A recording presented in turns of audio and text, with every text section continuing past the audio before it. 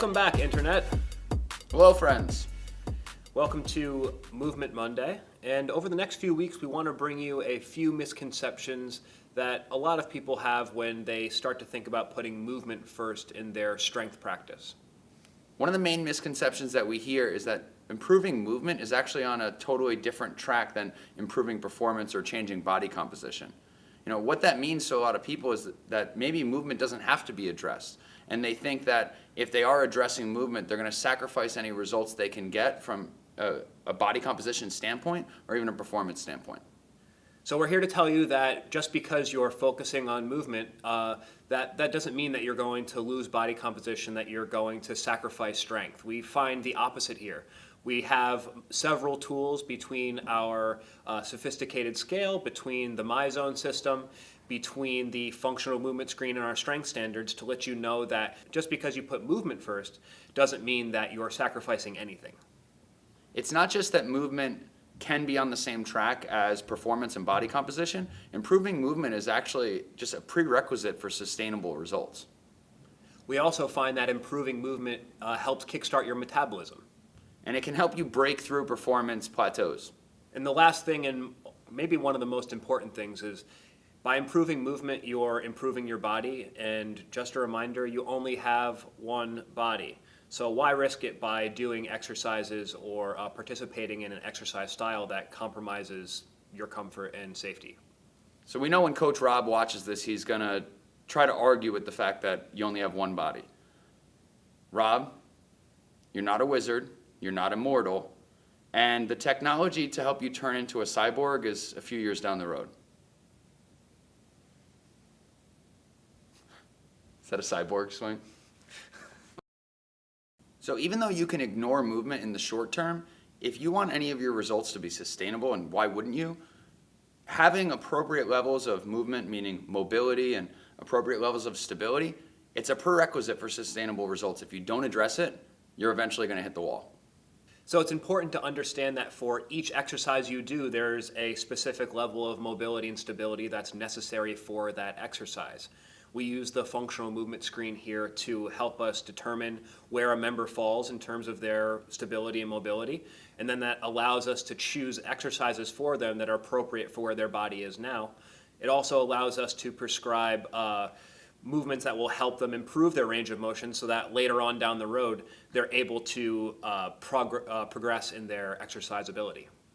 So any of the typical exercises that people think of when they think of resistance training, like squatting, deadlifting, even things like overhead presses or push-ups, they all have a specific range of motion within a given range that is required at every joint involved. So for example, if you're squatting, we're going to need mobility, a certain amount of movement from the ankle, knee, and hip. And we're going to need enough stability to maintain an upright torso. Violating the range of motion requirements for a certain exercise could potentially lead to injury. Just because you haven't squatted in a while and maybe you don't have the appropriate range of motion doesn't mean the first squat that you do you're going to hurt yourself. There's progressions and regressions that we use here at Results Driven to help our members eventually squat. But understand that if you continually keep running into that wall, eventually something's going to give. So for example, with squatting, if somebody is limited in ankle mobility or hip mobility, maybe they're able to perform that movement with support. So holding onto a pole, they're able to take some of the weight off their system and not put as much stress on the joints. But if we were to progress them all the way to, say, a squat loaded with a kettlebell, like a goblet squat, that's where you're really going to start to come into some issues. And those issues don't even necessarily mean pain or injury. It could just mean funky movement that isn't quite hitting the expectations that we'd like. Another good example here is the deadlift. All of our coaches, we all train under the same system, and we say if something just really looks funky and you can't coach it with one or two different cues, maybe they need a rescreen to help reevaluate where they stand. Maybe they haven't been screened in a while. Maybe they stubbed their toe or twisted their ankle, and it's kind of just throwing a little monkey wrench into their ability to move. Not addressing your movement could lead to a decrease in performance. So you just want to make sure that you're moving well and you're moving well for the exercises that you're choosing before something happens. Think back to any time you've either started on a fresh fitness journey or you've just kind of hit a wall and had some nagging injuries that pop up. If we would have taken the time in the beginning to just put you through a functional movement screen, we could have avoided a lot of these issues.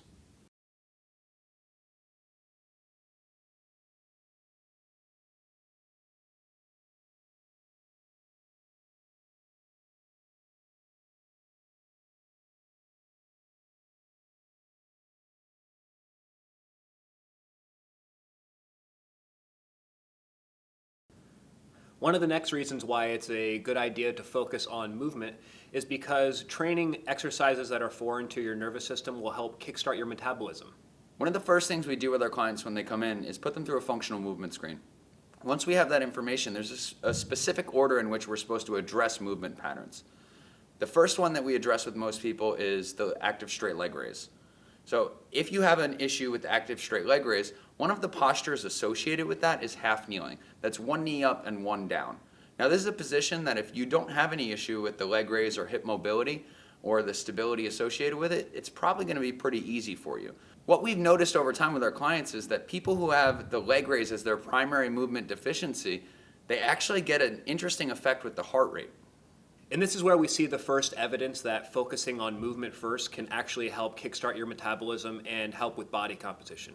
Putting you into positions that are tough for your nervous system to handle ends up increasing your heart rate. We see it with our heart rate monitor, the MyZone system that we use here, and it's a very interesting way to see how people react in different positions. Once we see that your heart rate is elevated in a certain posture, we're able to help direct your training more effectively. We don't want you to be in the red all the time, so if that position puts you in the red, we might need to back off that position. But it helps us put you in a better fat burning zone as opposed to going really hard all the time like you might see in a typical gym. We also don't want to go to the other extreme and focus on movement drills or a bunch of mobility and breathing that takes away from your training. So either way, monitoring your heart rate allows us to put you in a better fat burning zone and allows you to focus on improving your movement. When we're trying to improve movement, what we're essentially doing is actually trying to acquire a new motor skill. Now, there are some factors that go into whether you are successfully able to acquire a skill or unsuccessful. One of those things is your heart rate. So by monitoring your heart rate in these positions, for example, half kneel with the leg raise, we can find out, are we boosting your heart rate too high? If we get it too high for a sustained period of time, that new motor pattern is just not going to stick. So the same heart rate information that we need to monitor to make sure that you can acquire a new motor skill, in other words, improve your movement, is actually the same information we need to know whether you're burning fat or not. Typically, people end up in that 60 to 80 or 65 to 85% of their heart rate zone when they're trying to improve basic work capacity. What work capacity means to us is your ability to do work over time.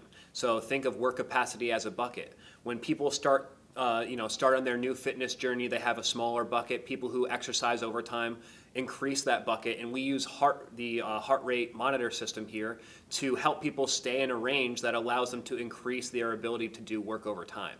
That also means you have the ability to learn more motor skills. So if you have a bigger ability to have work capacity, then you're able to potentially take in more input in your workouts and then improve movement, get stronger, and burn more fat.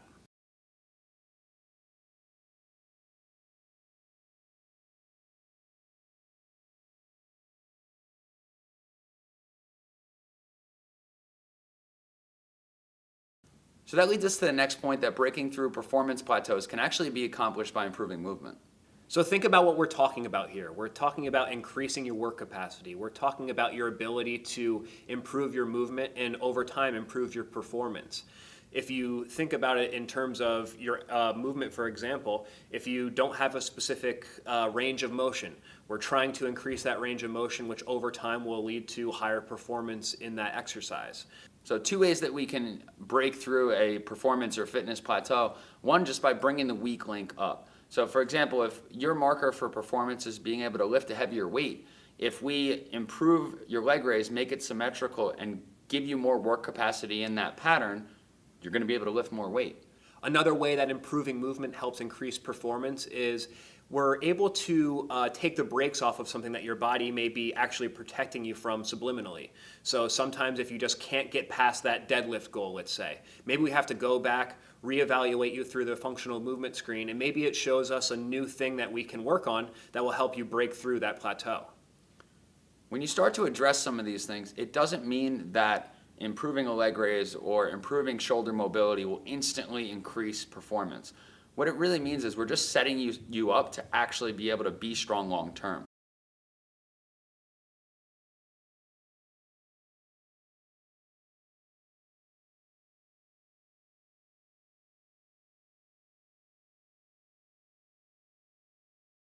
Let's be real.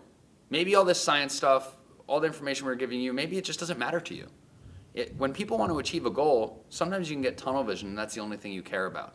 So let's put all the science aside and let's keep it real for a second. You only have one body. So why risk it?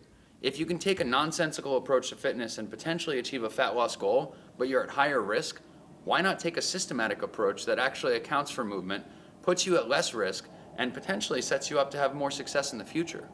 For us, this system means safety. If we're talking about you having one body, we'll tell you that the people that we care about most, Ed and I's parents, both work out here.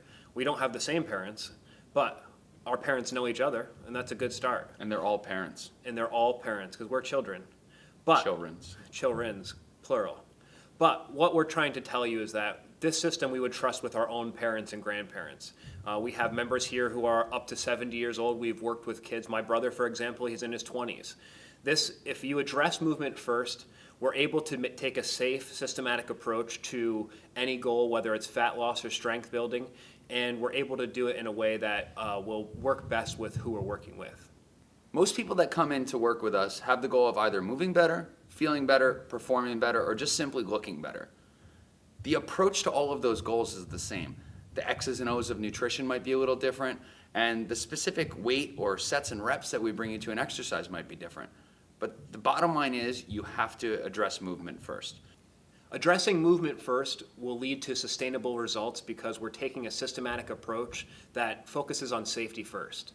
We've also learned that improving movement will help kickstart your metabolism if you have a fat loss goal, and it'll help you break through plateaus if you have a strength or fitness goal. And the last thing we want you to think about is you only have one body. So through addressing movement, a lot of our members say they actually feel better. They have more energy. They wake up with less creaks and weird pain when they wake up. Really do something nice for yourself and do something good for yourself and address your ability to move before you start logging tens of thousands of miles trying to get ready for beach season as we go from spring into summer. Another misconception in our industry is the fact that addressing movement is actually left for a rehab situation or takes away from the training effect. So check back next week as we dive into the fact that improving human movement isn't just for the people that are injured.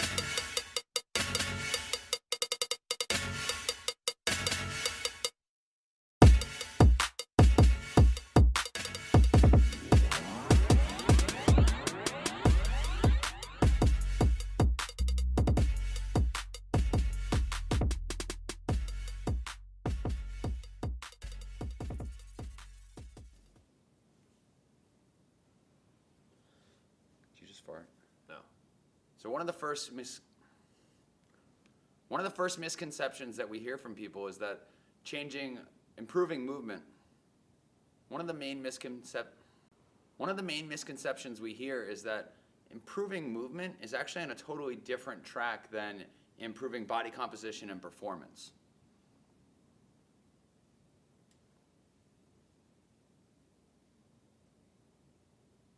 Yeah. I didn't know if I was supposed to go. I didn't either. I just fucking froze. Now, do we want to stay totally serious, or do we want to fuck around like we would in a session? And the technology to help you turn into a cyborg is a few years down the road. Is that a cyborg swing? Now, before Coach Rob argues with that point, we understand that you may at some point be able to become a cyborg or have some artificial joints, and maybe you actually are a machine. But that's going to be a few years down the road. So this isn't something that should scare you. It just means that if we look back, think of any time you've either started fresh in terms of trying to approach, you've started to try to make a change and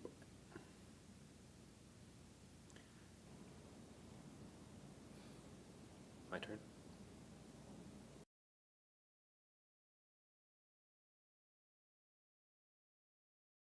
What that means is their ability to go into what that means, so it's not another 3-minute thing of me talking.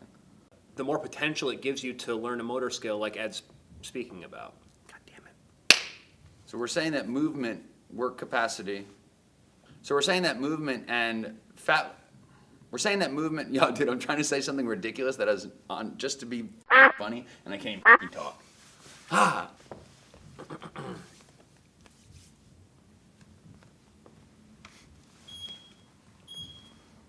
Should we do just like, if we finish and nobody's here, we should just do some ridiculous shit.